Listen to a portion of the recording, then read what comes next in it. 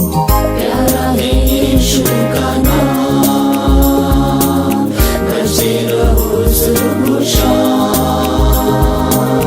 प्यारा है यीशु का नाम, बजते रहो सुबह शाम। प्यारा है यीशु का नाम, बजते रहो सुबह शाम। प्यारा है यीशु का नाम, बजते रहो सुबह शाम। आदि वही है, अंत वही, उसके ज़मीं आसमान। आदि वही है, अंत वही, उसके ज़मीं आसमान। परमेश्वर के नाम की महिमा हो। पवित्र वचन बाइबल में रोमियो की पत्री 6 अध्याय के 23वें पद में इस प्रकार लिखा है, क्योंकि पाप की मजदूरी तो मृत्यु है, परंतु परमेश्वर का वरदान हमारे प्रभु मसीह यीशु में अनंत जीवन है।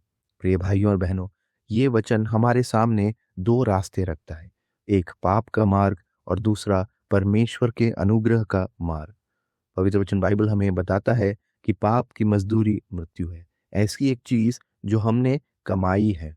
जब मनुष्य पाप करता है तो उसका परिणाम आत्मिक मृत्यु और परमेश्वर से अलगाव है।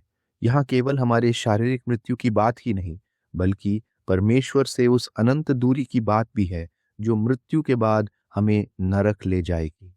परंतु इस वचन का दूसरा भाग आशा से भरा हुआ है। परमेश्वर का वरदान प्रभु यीशु मसीह में अनंत जीवन है। ये वरदान कोई कमा नहीं सकता, ये केवल परमेश्वर के प्रेम के द्वारा हमारे लिए आज उपलब्ध है। परमेश्वर ने अपने इस महान प्रेम में अपने पुत्र यीशु मसीह को इस संसार में भेजा। यूहन्ना 3:16 में इस प्रकार लिखा है, क्योंकि परमेश्वर ने जगत से ऐसा प्रेम रखा कि उन्होंने अपना इकलौता पुत्र दे दिया, ताकि जो कोई इस पर विश्वास करे वो नाश न हो परंतु अनंत जीवन पाए।